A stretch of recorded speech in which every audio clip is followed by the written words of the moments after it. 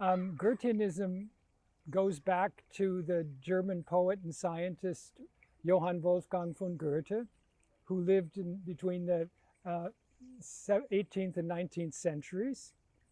And he developed a way of doing science that was a bit different from the science of his time, but also the science of our times today, which was the attempt to see, is it possible to engage with the phenomena of nature in such a way that we don't need to first look at things very conceptually with models or hypotheses that already frame how we're going to look at nature, whether we can step back from the models, hold back our thinking and our abstractions so that we can participate with the phenomena in a way that they can show something of their nature. So it's about very careful observation and careful thinking so that you're aware of your perspective that you're taking now to, for example, to look at this particular plant, and that you realize that the plant can be different under different conditions, for example, and then you look at it from different perspectives under different conditions, and by changing your perspective, then in you, a picture of more the wholeness of the organism can arise. So that's an example of, for example, out of biology, so that you can say something about its dynamic nature rather than trying to explain it through, for example, mechanisms, molecular mechanisms, which is what we tend to do today very strongly. Yeah.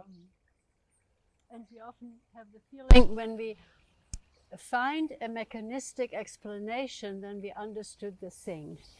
Yeah, and we, especially also in this course, we try to bring attention, if you now take the organism, so let's say last year the plant, pay attention to the plant's growth, for instance, plant development, expression in all its forms, and then comparative. Yeah, different plants are being compared with each other. And then something very different, also different relationship of the observer to the observed arises. And one reason for that is that you are engaged much more thoroughly in your own participation. It's, you can say, not, yeah, it requires much more of you to enter into, let's say, a particular growth form of particular trees. Yeah, when you take that serious. And we often find, I mean, it's I think, felt by every participant, that this is supported when you do artistic exercises. So you pay attention to form, as a sculptor would do. And now, not to be an artist, of course, but the sculpting, that you can say a plant sculpts itself, yeah, grows itself, grows its own substance and its own form, yeah. And maybe just one aspect in there is that in science, we often learn, the science is to be objective. And the way that has developed is to pull back more and more from direct experience and to put instrumentation in between to be objective. And this approach doesn't have anything against apparatus. You can use a microscope, you can use a telescope, but it's more about participating fully with your refined capacities, so that the objectivity is more like becoming getting close to the object rather than getting far away from it. Right. Yeah. Rather than closing off with your experiencing it. Yeah. And when you go that pathway, then your own, you can say, perceptivity, if that's the right word. So your own what you are able to pick up in your world, what you're able to see, let's say, yeah, to pay attention to, it grows. And then you can say the world becomes much more vibrant, colorful, interesting, and this is you could say has a healing quality for modern men, modern people, because I'm speaking about us modern people, right? Who are so removed from phenomena, not only from nature, but from in general phenomena. We have the potential to be so removed. Yeah, closed in our homes, air conditioned, weather doesn't make big difference, seasons don't make a big difference. We can be, with our book learning and our now computer skills, we can be really in our own world. Yeah, and then picture what that could potentially mean. Yeah, and we see it in the participants here in Sagres now, the 4th year, that the result of all these studies, and they are sometimes very subtle and wie nennt man das, anspruchsvoll? Demanding practices, yeah? It's not just easy. But the result is often a joyfulness. Yeah, a joyfulness. So something happens in them that opens doors, as they say, yeah, which is beautiful when that happens to adults, yeah, who are not that young anymore, so for instance, yeah.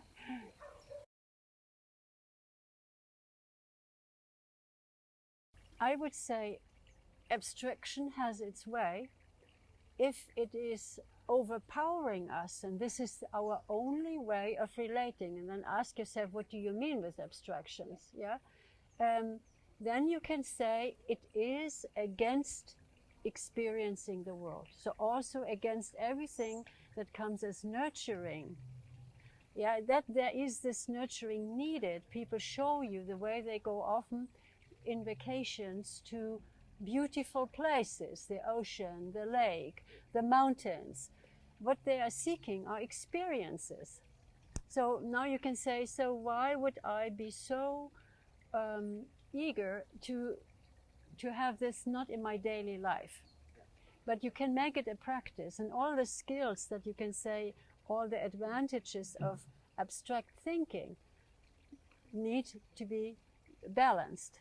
Yeah, you can say abstractness can mean that you are not tending to the concrete anymore, the concrete around you. So not your garden, your plants, maybe even your children.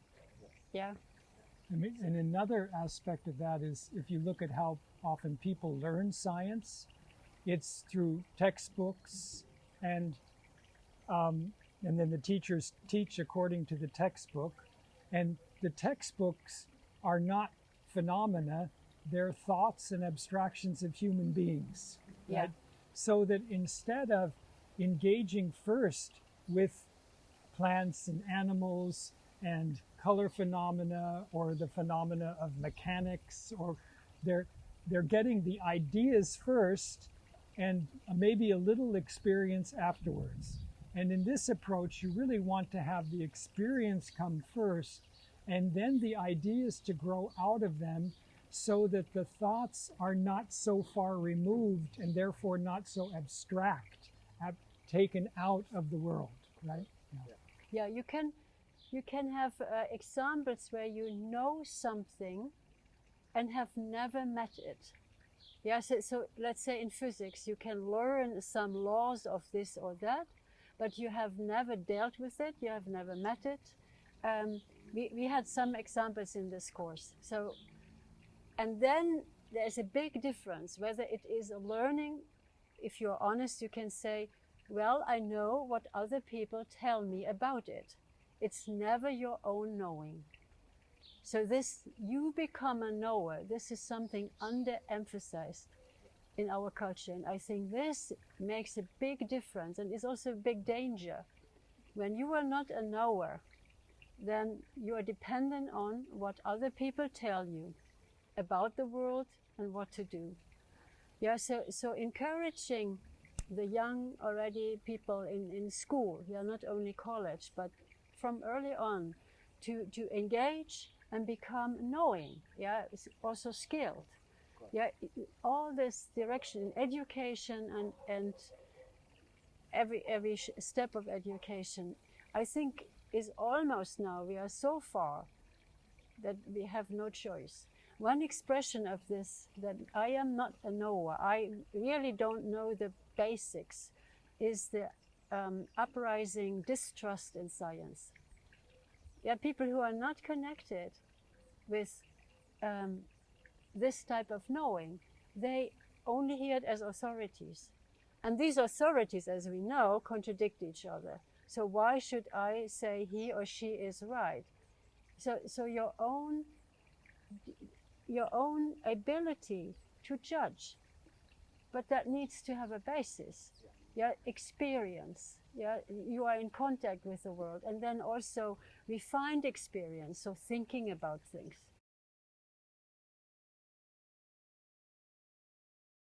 I would kind of reframe the question and say, what are some of the tasks of the human being in order to be responsible members of the planet, right? Okay. Yeah. So I think that, because that's an important question that we all have in a way, right? And on the one hand, one can see today with all the political unrest everywhere seems to be, right? And this question of truthfulness, is there any such thing as truth anymore? When people can just lie all the time and not worry about it. So this question of where does a sense of truthfulness come from? And I think, I mean, in a way, Henrike was just speaking to that if you know how you have come to a certain knowledge of something, because you did it, you studied this plant, you know how a scientist comes to knowledge. You've learned about the process, not just the result, but how scientific knowledge comes about. Then you are a more discerning human being. And I think that creates in you an inner compass to guide you and to say, this is really off of center and should be disregarded. And here we can say, I'm dealing with something that has to do with truthfulness. And I think that's something very fundamental, right? So withholding judgment, in a way, when I now say, after 15 years of working with light and color phenomena and many, many, many phenomena, I would not say I withhold judgment. Yeah, maybe I wouldn't say my judgment in a course, because my goal is that people on their own become interested, discover things, and discover relationships. So in the physics, it would always be discovering under what circumstances certain phenomena arise, which of those conditions are necessary, but then also how do these phenomena speak about something higher. Yeah. So we are in that direction right now too here. So. But it's coming to judgments through experience, yeah, and yeah. not having judgments pre-formed all the time that we just apply to any circumstance. So that is the big difference, right? Trying to make shortcuts to prove your judgment before actually you have given the manifestation sufficient way to show itself. You could almost describe it like this, yeah? When you agree that, in a tree, for instance, there is this way of growing. So I call this now the lawfulness of the tree, if that's okay, or, you want to enter into the wisdom at work in the world. You do not want to, try, yeah, of course we have also all the ideas about the world. Yeah, maybe this is how the language reveals it. It is not you want to know about, you want to get to know what is at work. And that is a much harder task. Yeah. So that one way of saying it is that the phenomena begin to speak. Yeah. Yeah. And then, I mean, if you look at that then from the side of human interactions, then it's clear that listening comes first, trying to see something from another perspective than the one you have. And we're exercising that all the time, not so much directly with human interactions, but with looking at different phenomena, but then seeing how this person sees this aspect, this person sees this aspect, this person sees, and they complement each other. And that is an exercising that overcomes this terrible situation we have today of polarization, where the one group of people cannot even listen to the other group of people. And it's very difficult. I mean, I can say that I have very difficult time listening to certain people, right? And you notice that that's really hard. How do we engage in conversations, in dialogue, that allow those prejudices to fall away? But then it's clear it has to come from all sides, otherwise it doesn't happen. Yeah, but there are already these situations where it is not really a conversation anymore. It is actually a battle. Yeah, so we are not now looking in that direction. But what we see in all these courses, when they work well, there is, so you could say, the biographical richness that is present in a group. Yeah. Because the people in our courses often have very different professional backgrounds.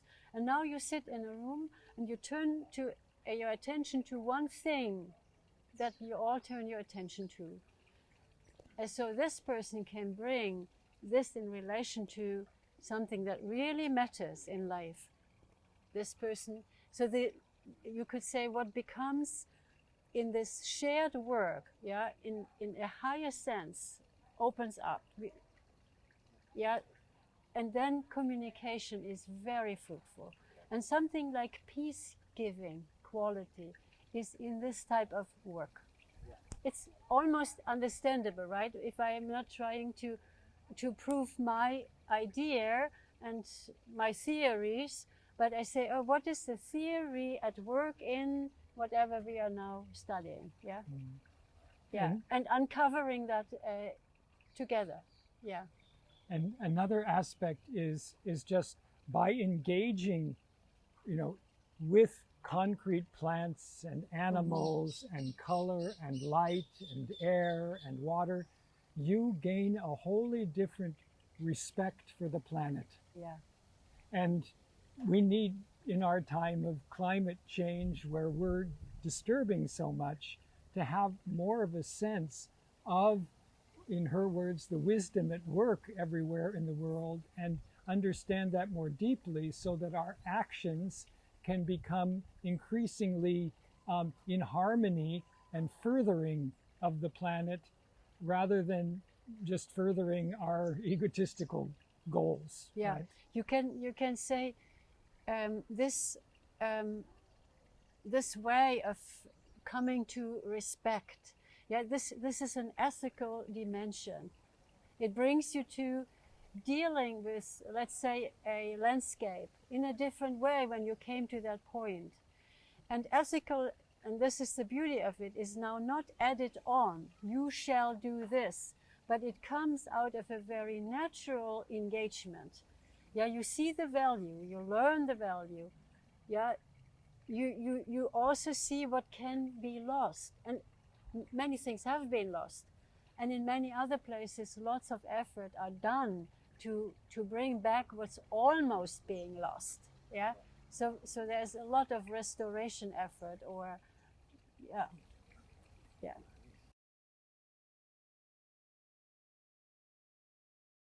I would say, first of all, now would be, there are so many forms of meditation, right? So certainly there are some forms of meditation with which Goethe's work would have nothing to do, probably, right? But that's not the point. So when we say meditation, we definitely mean a very turned inward activity, yeah? Or, so I leave out some meditation forms, but an inward. And I would definitely say an inward component in this work is maybe even evolving by itself. I mean, when I look back to how certain things have grown now in Craig's work or in my work or in other people's work, there is a component where you can say you stay with it. You stay with it. It's not, I finally understood it, but why would you not stay with something that has become important, that has opened up, that's a real presence in the world, right?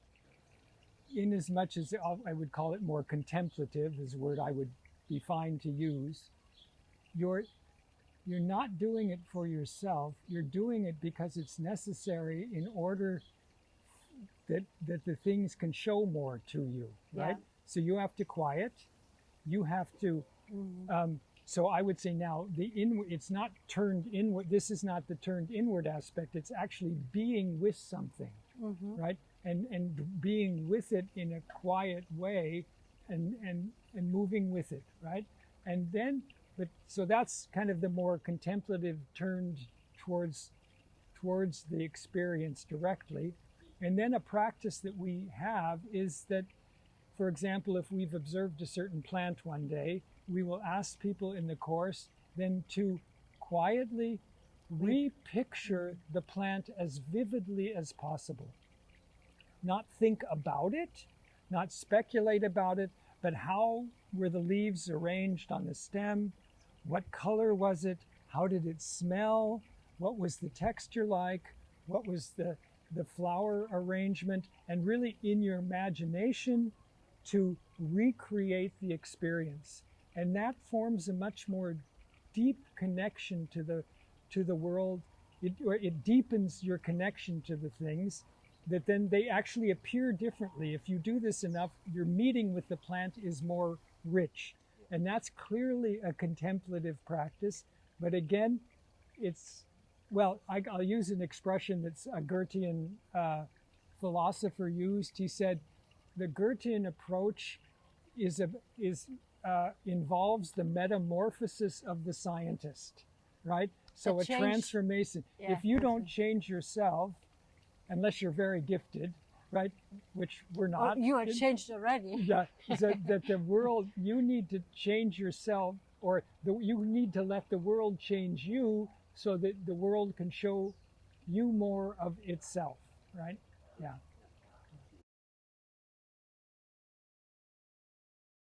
Yeah. And I think that's the aspect of this exercising different perspectives, that once you see the dispute coming about, between two people, is that, okay, can we understand how you're seeing this? And can I understand how you're seeing this? And sometimes, for example, right now we're working with color phenomena. Yeah. People see colors differently. Color perceptions are very different. And they're very different, right? And you cannot expect to see exactly, even from the same angle with the same illumination, you might not see it the way the other person sees it, and Absolutely. You just have to accept that. Yeah. But what I was relating to was a to little something bit different. When now let's say colleagueship, we work together. It can really be because it's not that you understand it or you have already the right idea. You are forming it, you're developing it, and the communication there needs to be very honest. Yeah, so we would say we can build on now 21 years of colleagueship. Yeah, where the attitude was, when I see something that I think is not thought well, or it's a wrong concept, let's say it fast, yeah, then I will say that. And not in the intention to destroy some work, but to better some work. And whether it's really a better idea will show itself. Yeah. And that's a very fruitful, honest, whereas we are working together, and in 21 years we did move. Yeah. So those of us, we it's know, not just the two of us, but other colleagueship. colleagues. The so that, colleagueship at the Nature Institute, right? but we can argue with each other Yeah. quite vehemently and still be friends, Yes. right? Yeah. And of course, we don't do that so much in our courses. No, right? that's a different Yeah, situation, right? Yeah.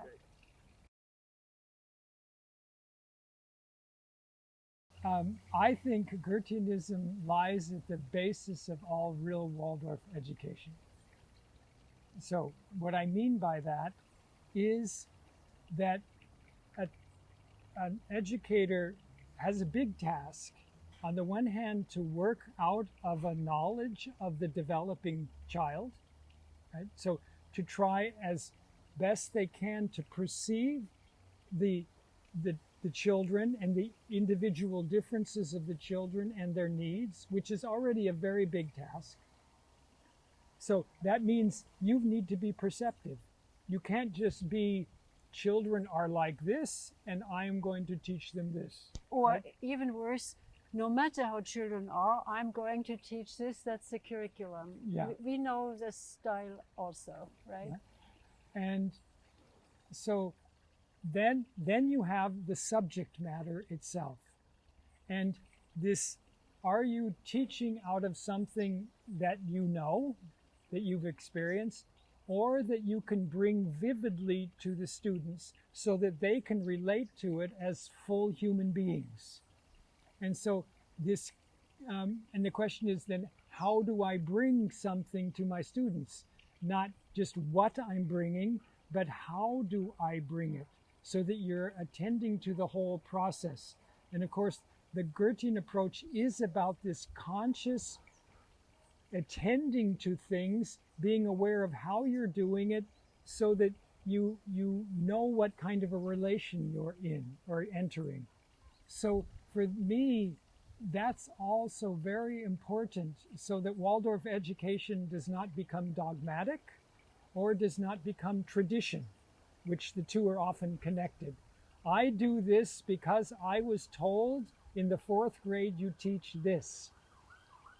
And of course you can begin like that as a teacher. You have to begin somewhere and say, somebody told me this, okay, I'm going to do it and see what happens. Yeah. And that's a beginner's right to do this. Yeah. But over time, it needs to become more insight.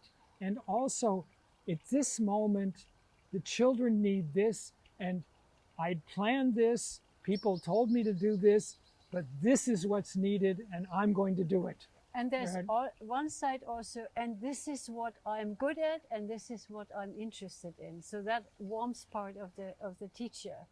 Yeah. There are some subjects maybe that the teacher is not so interested in. Yeah, but it's a gift really what you bring to the children when you are interested in something and look with them. Yeah. Daniel said when we visited him last week, he said the colleges are old. Universities. Universities, because they teach from the past, what's already known. What we really need is to develop our future. We need to develop those capacities that are able to bring about, and now I'm saying it freely, a future that's different from some of the present time developments. Yeah, that we can bring an alternative. Alternative to what? Yeah, you could say a world about in which we want to live.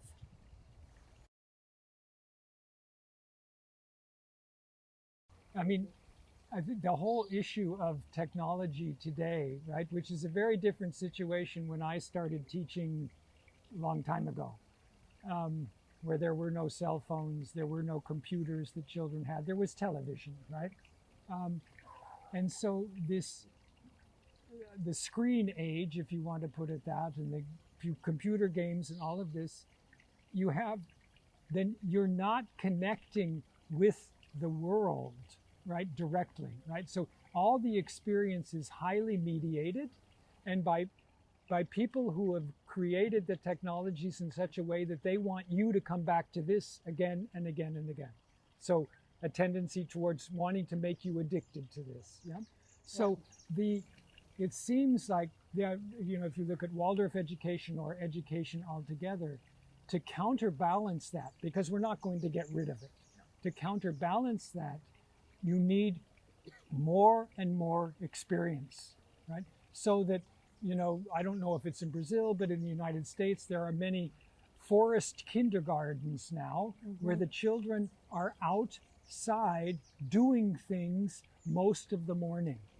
And that is such a good counterbalance and gives them a strength that balances this other that I see as important. And I feel that other education, the older they get, it needs to incorporate more and more direct experience, so that if I were teaching now in the high school like I used to teach, I would do a lot differently. I would make sure that my students are having more outside classroom experiences of engaging in the real world without their phones, without their computers, and not to say they shouldn't have those, but it just needs this other balance so that they can discern what this world is and what it's not. Otherwise, they only know the one, and they forget that this world exists. Yeah.